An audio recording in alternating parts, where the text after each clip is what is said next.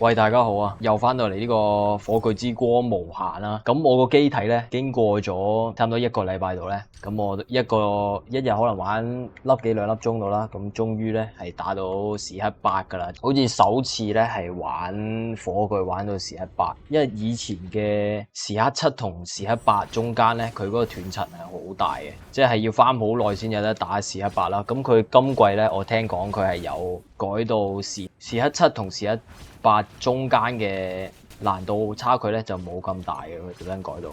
咁我就打一張圖俾大家睇，同時就講下火炬咧，我覺得佢係有少少越做越好嘅感覺。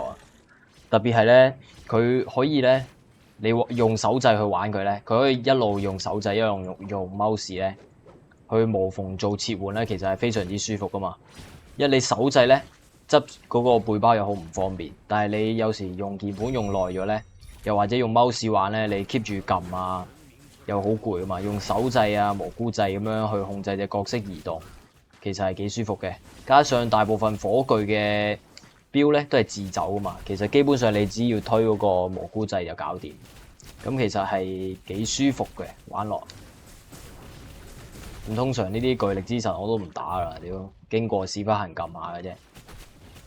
咁我今季玩呢隻魔像咧，老實講都幾滿意，因為例如我依家入圖啦，扮我啱啱入圖，咁我就撳呢個我嘅 E 掣啦，去變成一隻寒冰魔像。因為寒冰魔像咧有啲咩咧？咁我哋睇一睇招技。你見到寒冰魔像，如果我哋上佢身，即係騎住隻寒冰魔像嘅話咧，佢會令到我哋隻角色咧會有呢個魔靈之源，即係每秒回5% 嘅最大生命同埋護盾啦。咁基本上我呢個標咧係玩護盾嘅。咁你可以見到其他咧，每一隻魔靈咧都係有唔同嘅魔靈之源啦。咁通常咧，我哋玩魔靈召喚嘅體系咧，就會用冰魔像去騎嘅，因為騎住佢每秒回5% 啊嘛。咁基本上打王咧都係好輕鬆，俾啲靚去打。咁我依家咧就由腐蝕魔像咧改咗做電魔像。我哋可以睇一睇個配置先。其實呢個配置咧有好大部分嘅傷害來源。我哋去個木裝度嗰度再做解釋。咁首先咧，我呢個電魔靈咧，你會見到我第一個係串個元素雙雄啦，跟住第二個咧會係呢個異常終結嘅。咁佢呢個就寫住當敵人會有一種嘅異常狀態，我呢招輔助技能即係電靈啦，就可以對佢做額外嘅大概9.4% 傷害啦。每一層咧就多9.4傷害。咁我哋唔撚理啦，直接當佢係10% 傷害啦。我呢邊開一個無敵2號，咁你見到。咁我哋呢隻無敵2號咧，即係我哋打緊嗰隻怪咧，基本上身上面1、2、3、4、5、6、7、8，差唔多9個嘅異常狀態。咁我如果呢招再噴一噴嘅話咧，佢可能冰埋咧，去到9至到10種嘅狀態咧，咁差唔多係丟緊 double 嘅 damage。咁我哋要喺邊度攞呢啲異常狀態咧？咁有2個地方可以攞嘅，一種咧就係石板上面有，咁我嘅石板上面咧係冇嘅，我撳 P 啦，咁呢個新神的造像，其實咧係好睇運嘅，因為你呢啲神格嘅石板啊嘛，跟住你是但撳一個啦，你係會需要喺呢啲烙印嘅天賦點上面咧，你去洗咧，即係佢可以洗到一啲係召喚物打嗰陣時咧，有幾多% 造成異常嘅狀態，咁我呢2塊石板咧。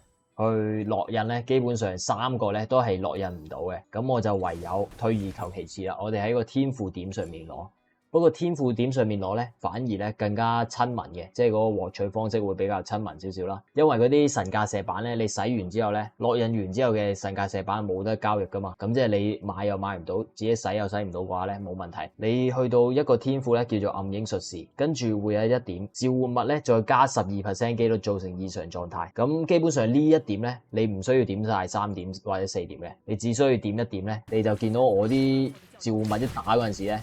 佢就已經上晒異常狀態咧，咁配埋我哋呢個 support gem 會有一個異常終結咧，就會打好多嘅傷害。呢粒 support gem 會加我哋勁多嘅傷害。基本上黑7到黑8咧，我由腐蝕嘅魔靈咧上嚟呢個電魔靈咧，係需要一粒咧叫做召喚腐化之靈壞種嘅呢粒華貴即係類似 POE 嘅變異寶石啦，佢就會係一粒 support gem。但係咧，佢呢粒 support gem 最撚癲係咩咧？佢將我哋所有嘅魔靈咧100% 物理同埋元素傷，即係總之所有嘅魔靈傷害啦，無論係電魔靈、冰魔靈、火魔靈，又或者腐蝕魔靈，將佢哋傷害全部轉100% 嘅腐蝕傷。但係我呢粒咧係底 roll 嘅壞種嚟嘅，即係呢粒係非常之差嘅 roll 啦，得1.4% 都冇問題嘅，就係用住先嘅啫。呢粒我記得幾廿火嘅啫。跟住咧，我哋會需要買一粒武器增幅。呢粒武器增幅有啲咩唔同咧？就係佢喺擊中嗰陣時咧，會加30% 嘅機率咧造成癱瘓。咁癱瘓咧又會令到隻怪嘅受到嘅傷害加15%，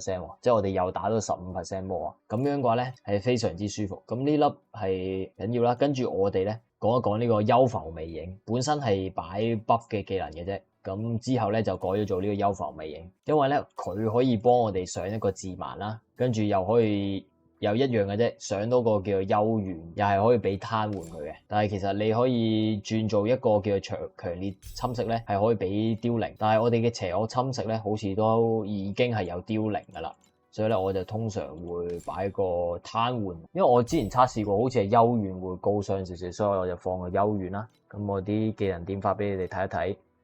仲有一粒係好緊要咧，就係呢個精密嘅人多勢眾，呢個都要幾百火嘅，300火左右嘅。呢個咧就係其中一個原因，點解我哋要用幽浮魅影啦？因為幽浮魅影咧一照就4隻嘢，4隻鏈樣跟住我哋噶啦。咁我哋配埋呢個人多勢眾咧，當我哋嘅呢個輔助技能激進號令啊嘛，每影響一個友軍就加 5.7 個光環效果，最多增加7次。75咧，你當佢呢度 6% 啦， 5.7%， 76 42% 嘅光環效果係好撚正嘅。跟住睇下啲裝備啦，啲裝備其實就冇乜變化，基本上啲裝備就係再買啲高呢啲嘅基底咧，跟住去打嘅啫。因為我暫時咧，我嘅裝備都係唔係好上到去，因為真品咧，我有買把真品嘅，不過把真品我打到咧仲低傷過我本身嗰把低呢啲嘅非真品嘅手杖咧，咁我就唔用住。啲裝備俾你哋睇一睇，都係普通料嚟嘅啫。我就係去即係例如查價啦，跟住買一個你當82咧嘅基底，跟住買一個可能入面有1條或者2條嘅 T1 或者 T2 廚具，咁樣送埋俾你嘅，咁都有嘅。咁是但買一買，可能5火買落嚟，跟住自己揼嘅啫。因為佢有啲位會送啲綁定嘅火啊嘛，跟住就自己揼。呢一條腰咧，我係特登去買嘅。咁我會買一條腰係加全部嘅技能等級啦，你見到呢邊，跟住就會有一個34嘅魔靈初始值，咁樣先勁嘅。咁我又買咗條咁嘅腰啦，跟住其實啲傳奇裝冇乜點變過，但係手套一樣係整個高呢啲嘅機禮去打啦，都係啲召喚傷之類嘅啫。咁追憶方面咧，我係有稍微去強化過嘅，因為強化完之後咧，佢嘅追特性等級咧，佢會變咗，即係例如我呢個紫色咧，佢會加2嘅。但係我一路都打唔到嗰個金色嘅遊魚師咧，即係呢個追憶遊師卓越咧，好似係黑白先會跌，我啱啱先跌咗1粒嘅啫，好似係啱啱先入黑白嘛。咁佢呢個咧就可以將佢嘅特性等級咧去不斷做強化啦，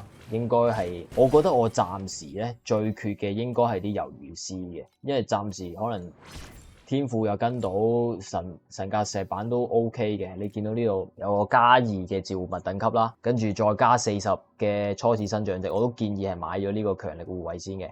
跟住3條詞我都食唔到，咁冇乜所謂。跟住呢個會有一個加1被動等級啦，又係3條詞4條詞咧，1條詞食到已經唔撚理㗎啦。仲有呢個好緊要咧，就係召喚物附加10異常基礎嘅傷害，因為我哋有好多異常狀態啊嘛。跟住咧再整個又係呢個好緊要嘅，額外減12% 嘅生命返還間隔咧，會令到我哋魔靈喺攻擊嗰陣時咧，佢嗰條血唔會係咁扣，佢可以即係生命返還好緊要。係咧，佢一路打咧，佢會一路回血啊嘛。咁佢條血只要唔係見底咧，佢都唔會停止攻擊，即係唔會令到我哋嗰個魔靈嘅攻擊咧終止啊！即係佢會 keep 住係咁 A 係咁 A。咁之後又係加1啦，加1全部等級，加1召喚物。其實呢啲神格石板都好無聊啊，都係總之有加1就塞加1嘅啫。你再打一打睇下係幾多傷害先。我都冇點測過啲傷害，我嘅睇嚟都有10億左右，